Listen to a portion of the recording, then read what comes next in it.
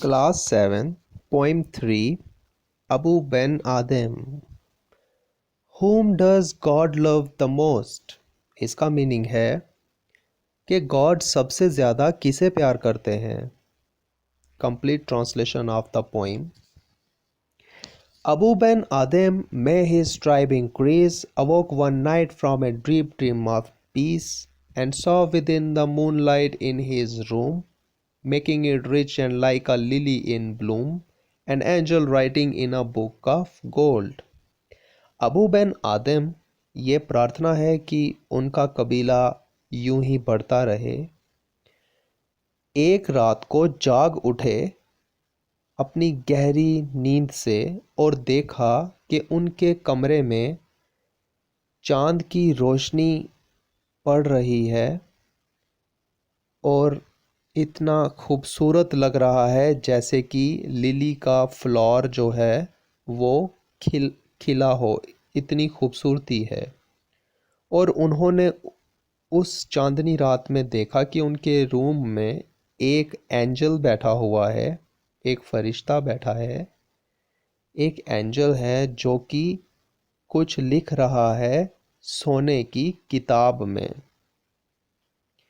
Exceeding peace had made Ben Adam bold, and to the presence in the room he said, "What writest thou?" The vision raised its head, and with a look made of all sweet accord, answered the names of those who love the Lord. तो इतना ज़्यादा सुकून जो था उसने अबू बिन आदम को निडर बना दिया था. और उन्होंने वो जो फरिश्ता लिख रहा था उससे कहा कि आप क्या लिख रहे हैं. तो फरिश्ते ने अपना सर उठाकर कहा,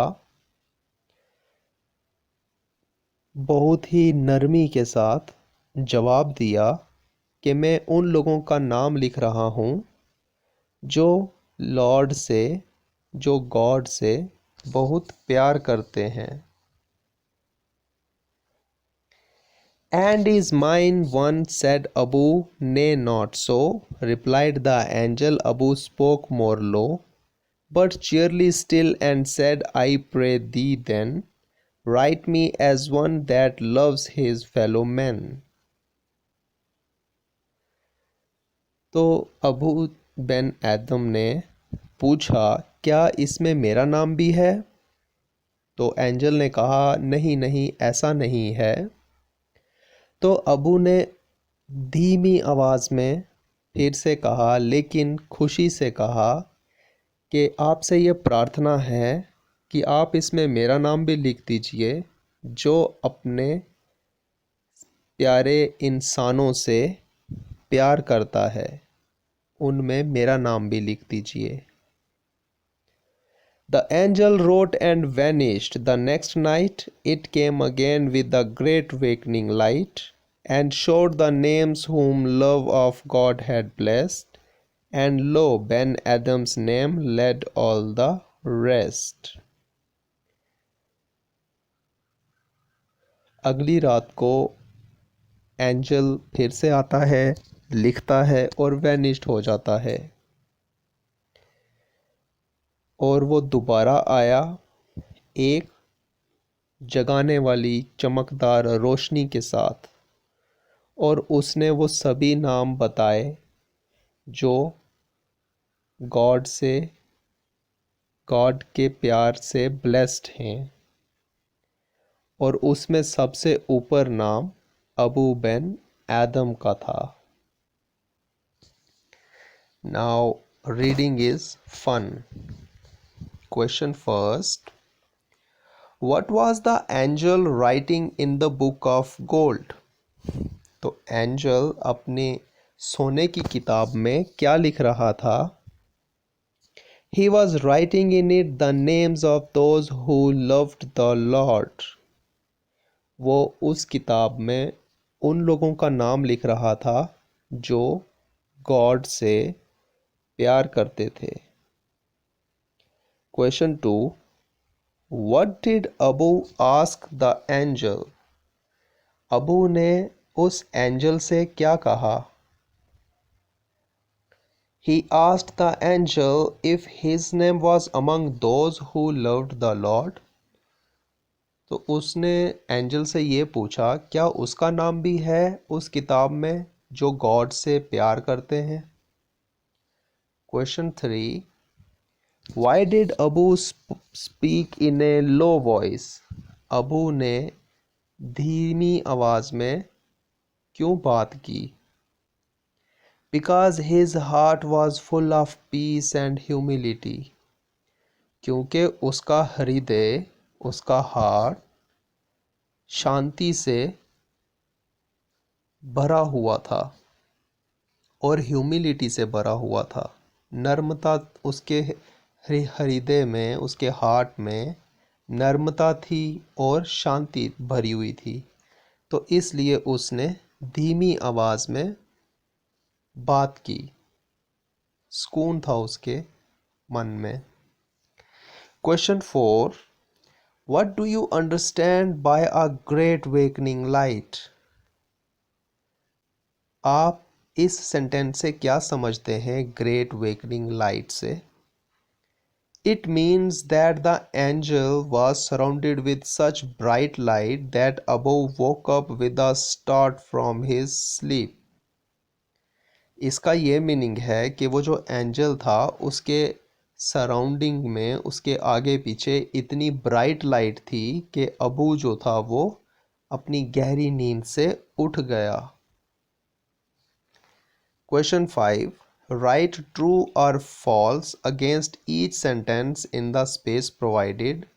If the statement is false, write the correct answer against the space provided, and if it is true, put a cross against the space.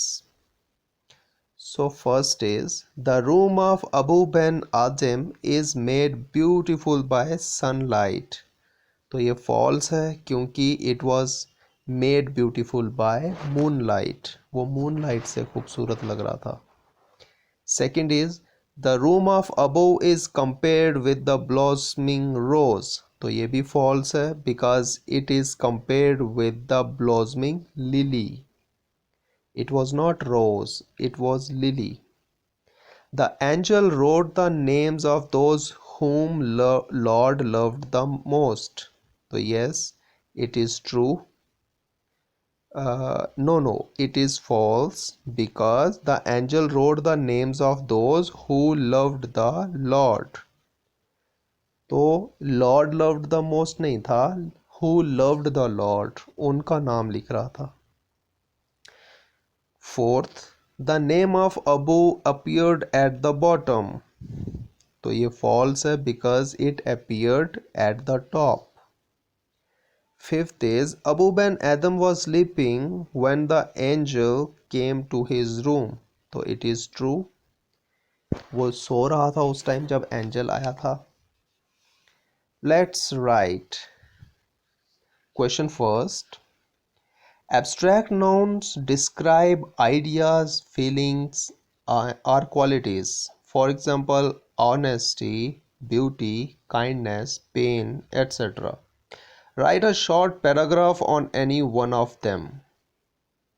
तो एब्स्ट्रैक्ट नॉन वो होते हैं जो किसी आइडिया को बताते हैं, किसी फीलिंग को या फिर क्वालिटी को, जैसे कि honesty, beauty, kindness, pain etcetera. तो ये सभी क्या हैं? आइडियाज़ हैं, फीलिंग है, क्वालिटीज़ हैं. जैसे कि ऑनेस्टी है, ऑनेस्टी ईमानदारी क्या होती है? क्वालिटी. ब्यूटी भी एक तरह की क्या है? क्वालिटी है.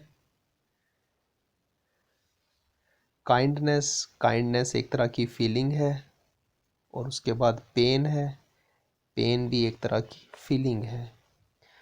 तो अब हमने इसमें से किसी पे एक शॉर्ट पैराग्राफ लिखना है.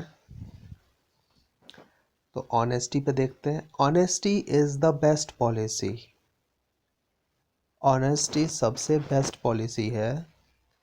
An honest man is always respected. एक ईमानदार इंसान हमेशा रेस्पेक्ट पाता है. ही नेवर टेल्स लाइज, और वो कभी झूठ नहीं बोलता। ही नेवर चीट्स अदर्स, और वो दूसरों को कभी धोखा नहीं देता, चीट नहीं करता कभी। पीपल ट्रस्ट हिम, लोग उस पर विश्वास करते हैं। He lives a life of peace and happiness, और वो एक पीसफुल और हैप्पीनेस से भरी हुई लाइफ को जीता है। Question 2, pick out the abstract nouns used in the poem. तो इस पोइम में कौन कौन से एब्स्ट्रैक्ट नाउन यूज हुए?